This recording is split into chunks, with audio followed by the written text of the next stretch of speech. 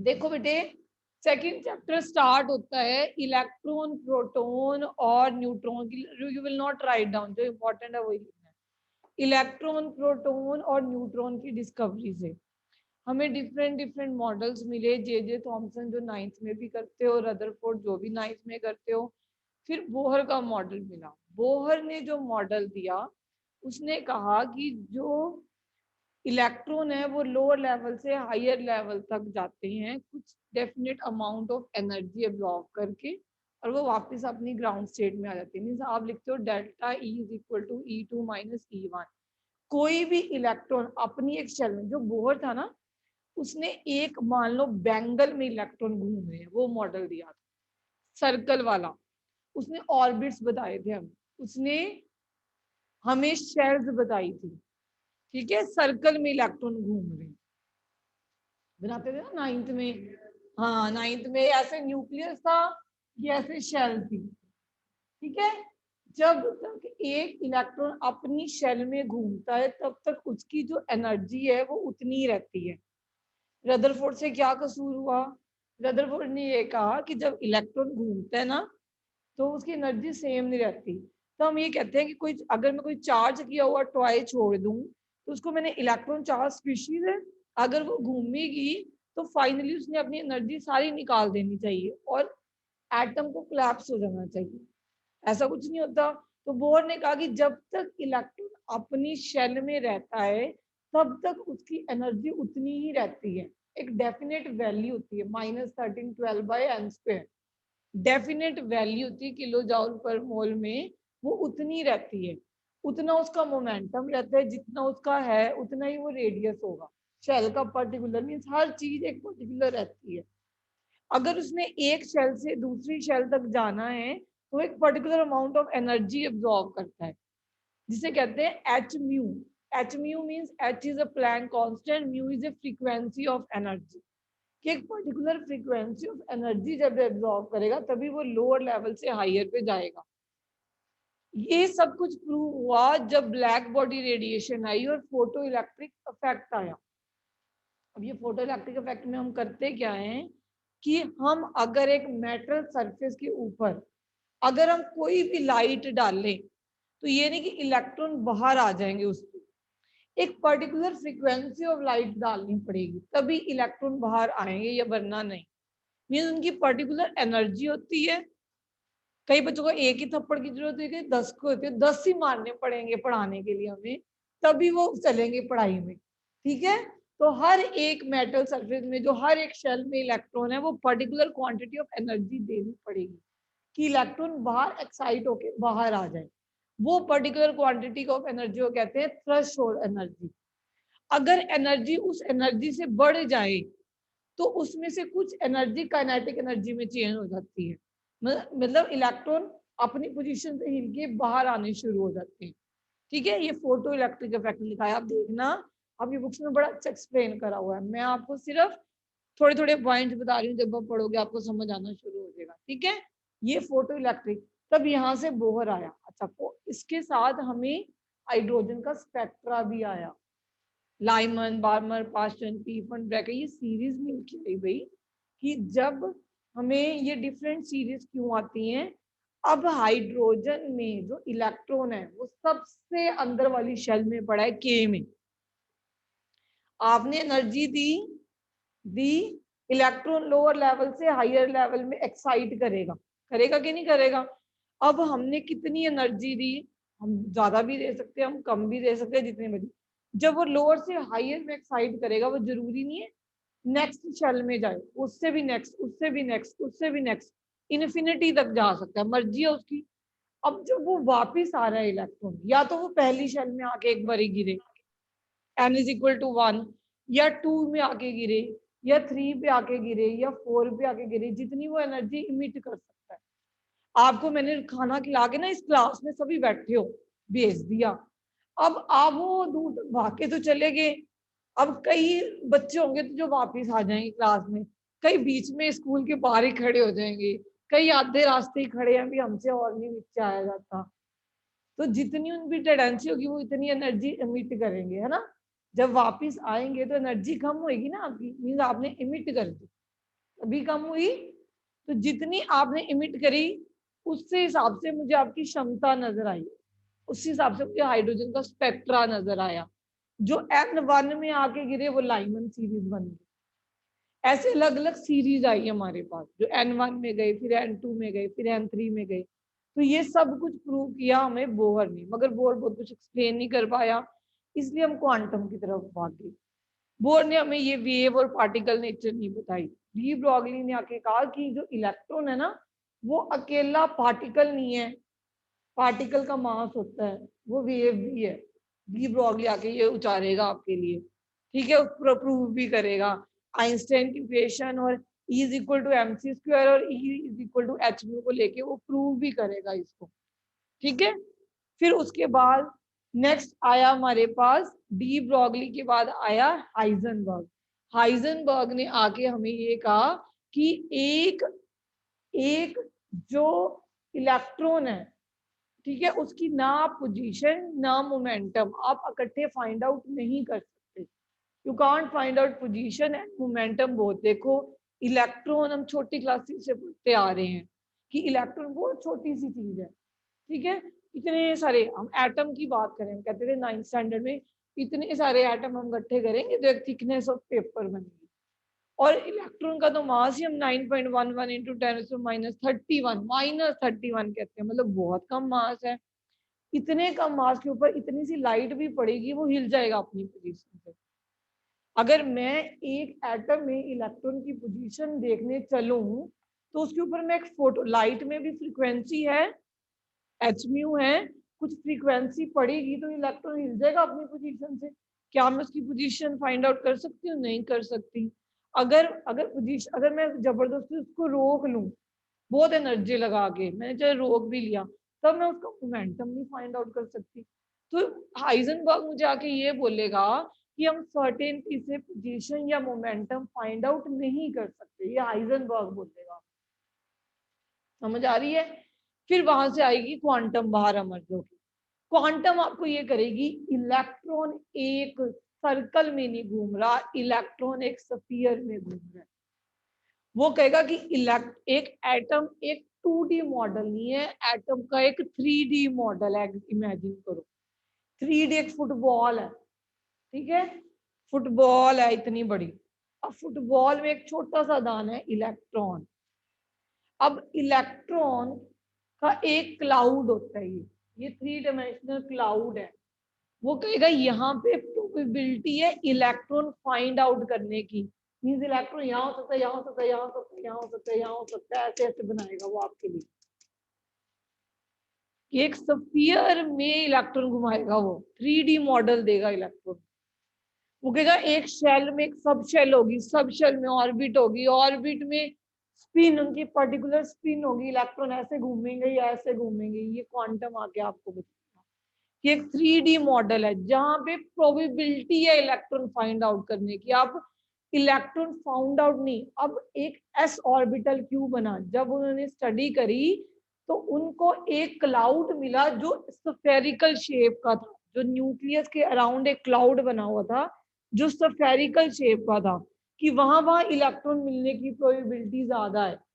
फिर एक electron cloud मिला जो डम्बेल शेप का था, जो पी का था। फिर डबल डम्बल मिला जो डी का था। ऐसे फिर एफ का मिला, तो आपकी सिर्फ एफ तक ही होते हैं बेटे, जी तक हम करते हैं क्योंकि आपकी product table F block.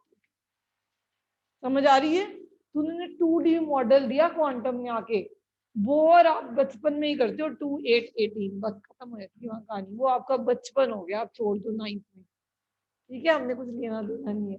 9th तक की वो पढ़ा करो, खुश हो जाया करो, बहुत कुछ आता है। अब थोड़े से बड़े हो जाओ, केमिस्ट्री पढ़ो, अब बोलो 1s2 2s2 2p6, ठीक, 3s2 3p6 3d10। अब एक्सेप्शन के साथ फिलिंग करते हो। हमने 3 रूल्स करने हैं, ऑफ-बाउंड रूल है, फॉलोइंग एक्सक्लूजन, ठीक।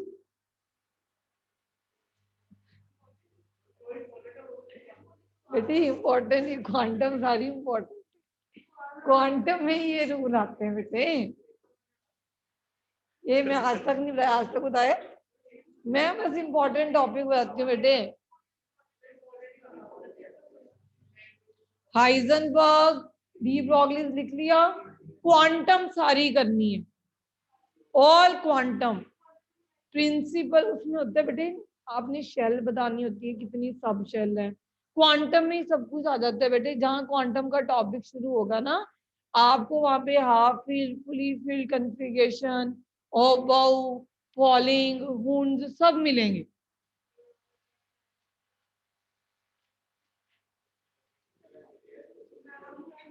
बहुत बुरे तो सब्स्टिट्यूशन, बेंजीन की कोई भी हम ऑर्गेनिक में कोई भी चैप्टर करेंगे, चाहे वो एल्केन है, एल्कीन है, एल्काइन है, चाहे वो बेंजीन है, उनकी सबसे पहले प्रेपरेशन करते हैं, फिर उनकी प्रॉपर्टीज आती हैं। प्रॉपर्टीज में फिजिकल प्रॉपर्टीज वो चीज होती हैं बॉइलिंग, मेल्टिंग पॉइंट वगैरह। केमिकल प्रॉपर्टीज में वो प्रॉपर्टीज होती हैं जिसमें वो किस टाइप की रिएक्शन जाते हैं। ठीक है। अब बेंजीन जाती है इलेक्ट्रोफिलिक सब्स्टिट्यूशन, जिसमें से हमने हैलोजनेशन कर ली, जिसमें से हमने सल्फोनेशन कर ली, जिसमें से हमने नाइट्रेशन कर ली। अब आगे थे हम कल फ्रीडर क्राफ्ट एल्काइलेशन में, जिसमें से हमने बेंजीन को टॉल्यूइन में कन्वर्ट किया। अब let us see the mechanism of Friedel Crafts alkylation. mechanism of Friedel-Crafts alkylation.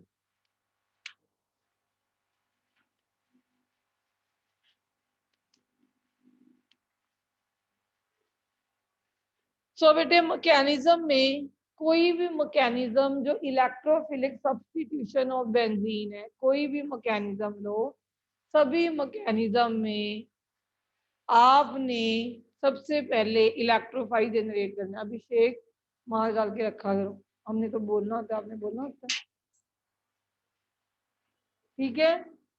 Electrophile की जनरेशन, तो यू हैव टेकन दिस, याद करो, और रिएजेंट लिया था FeCl3।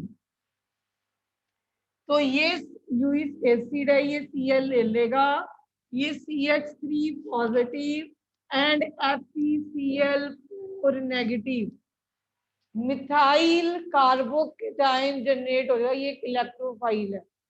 आपके पास क्या जनरेट हुआ? मिथाइल कार्बोकेटाइन, जो कि एक इलेक्ट्रोफाइल है।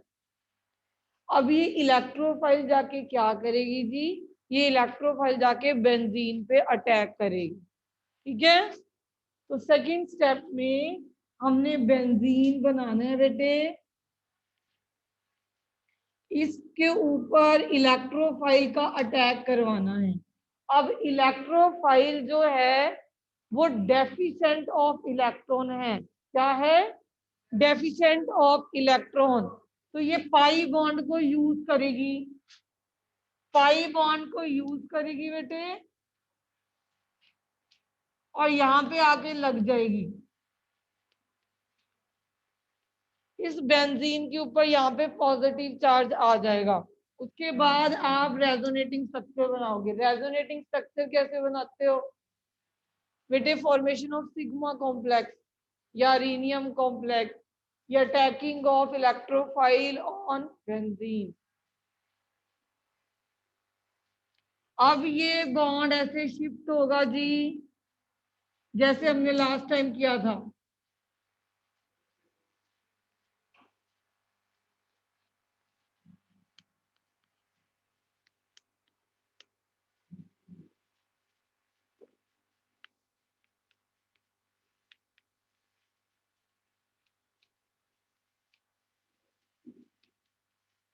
और इनका एक हाइब्रिड स्ट्रक्चर दिखाओगे जो कि ऐसे है। ये पॉजिटिव चार्जिंग में घूम रहा है, यहाँ पे CH3 है।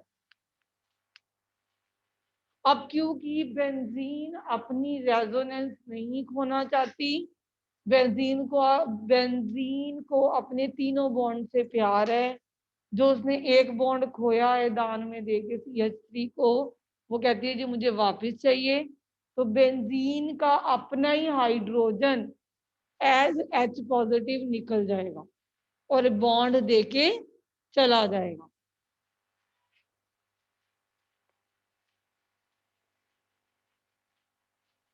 तो अब क्या होगा, लास्ट स्टेप में फॉर्मेशन ऑफ टोल्यूइन में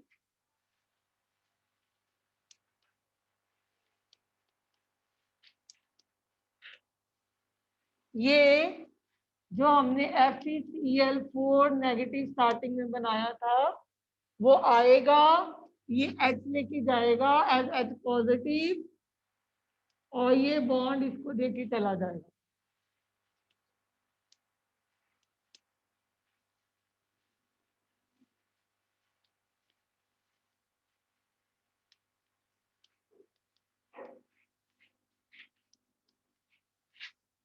तो आपकी टोल्यूइन बन गई।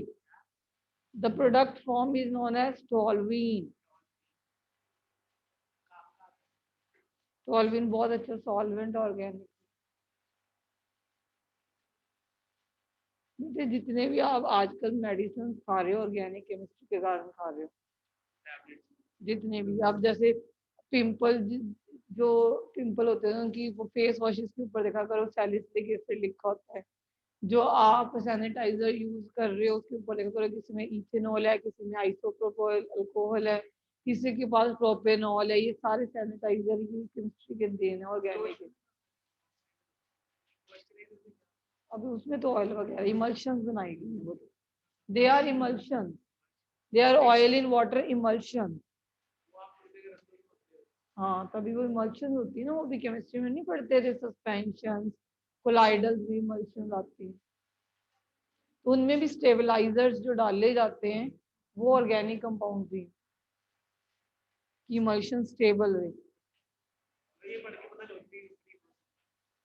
तो सारी फार्मा इसी के ऊपर ही, ऑर्गेनिक के ऊपर।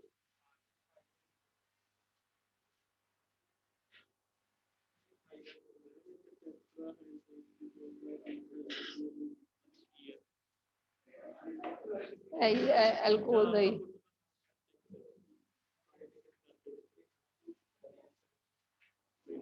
हाँ देखो इंग्रेडिएंट सबसे पहले अल्कोहल ही है, बाकी तो रिएजेंट्स डाले स्टेबलाइज करना। ओके बेटे, this was the first which is Friedel Crafts alkylation. अब नेक्स्ट इसमें जो इलेक्ट्रोफिलिक सब्स्टिट्यूशन में आती है वो फ्रीडर क्राफ्ट असाइलेशन है। Write down, next is, this is alkylation. The group you got in the benzene ring was alkyl, that is R group, अकेली carbon. अब आ गई फ्रीडर क्राफ्ट असाइलेशन, वो क्या होती है देखो।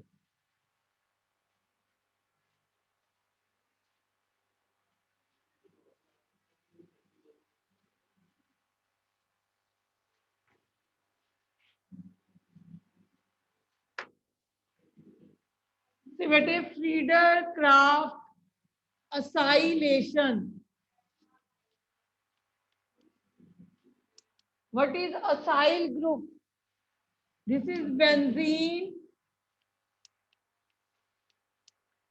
like acyl group होता है R, राइट डाउन, ये अलग लिख लो पहले, RCOCl, आपने इसका रिएक्ट नहीं करना, ऊपर लिख लो फ्रीडर और acylation. R means any number of carbon atom, ठीक, जैसे मैं एग्जांपल में आपके लिए ले रही हूँ CH3COCl3, हाँ CH3 था ना R कल CH3 था, आज RCH3 फिर से लिया है और साथ में COCl है, कल RCl था, दैट इज एल्काइलेशन। ये RCO ग्रुप लगेगा, असाइल ग्रुप जो कीटोन बनाएगा। ये देखो, अगर मैं इसको इसके ऊपर एनहाइड्रस Al, चलो FeCl3 ले लो जो ले रहे हो आप, तो अब यहाँ पे क्या लगेगा, COCH3। ये क्या, ये ग्रुप कौन सा बेटे, ये कीटोन है, ध्यान से देखो, ये मिथाइल फिनाइल कीटोन, या एसिटोफिनोन।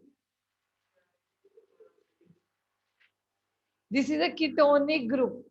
करते थे ना RC डबल बॉन्ड OR, ये कीटोन नहीं बनाते थे आप? बनाते थे। तो ये R ग्रुप है, ये दूसरा R ग्रुप है, ये बीच में CO है, तो ये आपका कीटोन बन गया।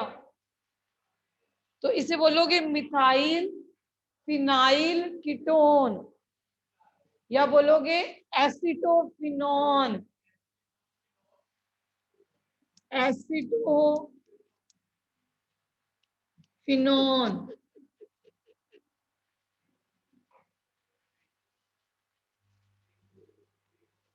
अब खुद बेटे इसका मैकेनिज्म लिखो। सबसे पहले जनरेट करवाओ इलेक्ट्रोफाइल। चलो करवाओ, कैसे करवाओ? अरे आप राइट डाउन द मैकेनिज्म, जिन्होंने पीछे लिखा है वो कर सकते हो। Try it, give the try. आपने जनरेशन कैसे करवानी इलेक्ट्रोफाइल की? इसको और इसको रिएक्ट करके ये क्या ले देगा? Cl ले जाएगा। करो, ट्राई करो। अगर पीछे वाला देखो, अब से होगा, करके देखो। फ्रीडर क्राफ्ट एल्काइलेशन में जो मैकेनिज्म अभी किया है, सिर्फ उसमें और इसमें CO का फर्क है, बाकी बिल्कुल सेम लिखोगे। आप लिखो, फिर मैं बोर्ड पे लिखती हूँ, फिर आप कंपेयर करना।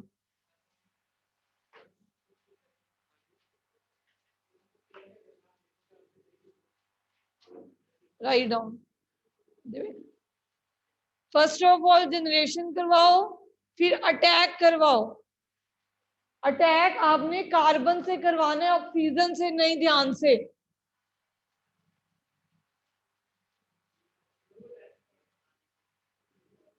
तो फर्स्ट स्टेप में बेटे आपने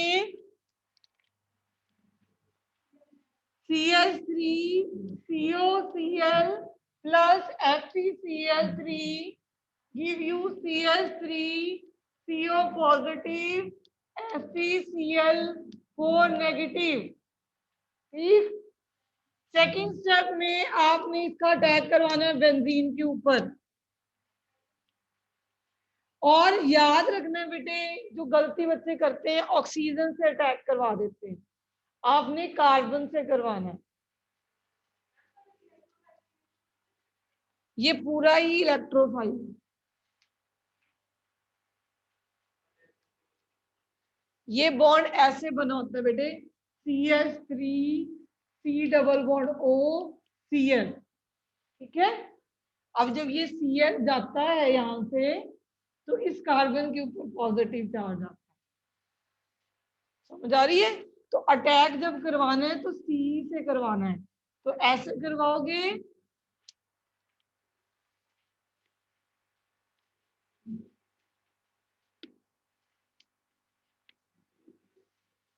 आगे ना CO, क्योंकि इस कार्बन से अटैक करवाएगा, इस कार्बन से। इसको इस वे में भी लिख सकते हो, C डबल बॉन्ड O, यहाँ पे पॉजिटिव। ठीक। C डबल बॉन्ड O, तो यहाँ पे C से अटैक किया, डबल बॉन्ड O तो ऊपर है, CH3 इधर आ गया। तो आगे करो अब, रेजोनेंट का रेजोनेंस बनाओ। इसकी कैसे बनाओगे? कितनी बारी बनवाई है, कल भी बनवाई आ रही है अब। और फिर लास्ट में ये ग्रुप को निकाल दोगे और बॉन्ड वापस मिल जाएगा बेंजीन को नेक्स्ट स्टेप में। अपने आप करो ये। यहाँ पे हाइड्रोजन होगा लास्ट स्टेप में, ये हाइड्रोजन निकल जाएगा और ये बॉन्ड वापस मिल जाएगा ना, तीनों बॉन्ड मिल जाएंगे। अपने आप करो बेटे।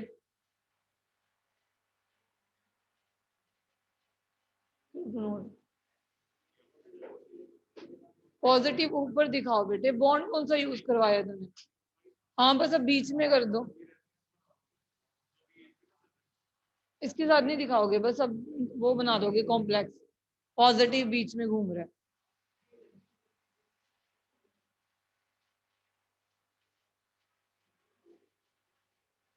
हाँ, जो फर्स्ट स्ट्रक्चर था, फर्स्ट उठाओ। शायद क्यों हो गया, होना चाहिए बेटे, अभी किया है बस लास्ट में। और इसमें CO का तो फर्क है, बाकी सब कुछ सेम है। डन। ऐसे नहीं, जब तक आप नहीं करोगे। लास्ट और इसमें सिर्फ एक सीओ का फर्क है, बाकी सब कुछ सेम बनना है।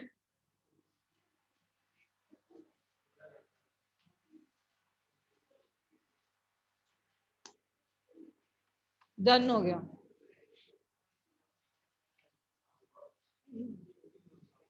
बेटे अब इसको घुमाओ, ऐसे चेन को ऐसे देखो।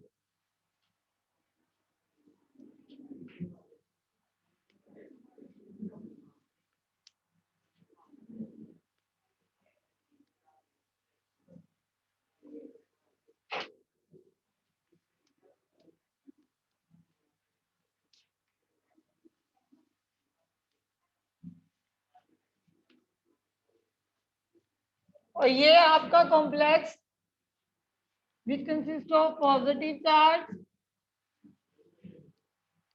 और लास्ट में ये एच निकाल दो, डबल बॉन्ड ले आओ। हरी अप बेटे। सी आपको जनरल मैकेनिज्म भी पूछा जा सकता है। जनरल में आप सिर्फ इलेक्ट्रो, आपको तो मैंने अलग अलग करवाए हैं, अदरवाइज एक मैकेनिज्म समझाया जाता है, बाकी बोला जाता है अपने आप करो। फिर सब में आपने इलेक्ट्रोफाइल जनरेट करवानी है, सब में आपने इलेक्ट्रोफाइल का अटैक करवाना है, और सब में लास्ट में आपने H पॉजिटिव निकाल देना है। Every reaction same. समझ आ रही है? तो हमने बेटे बेंजीन में we have done, first was halogenation, second was nitration, sulfonation, then Friedel-Crafts acylation and alkylation. Alkylation में end product toluene, acylation में end product acetophenone, and you should know by the name. यही conversion कहलाती हैं, convert benzene into acetophenone, and the reaction is going over Friedel-Crafts acylation, in which you are bringing, it is a common name to it. हाँ जी, methyl phenyl ketone.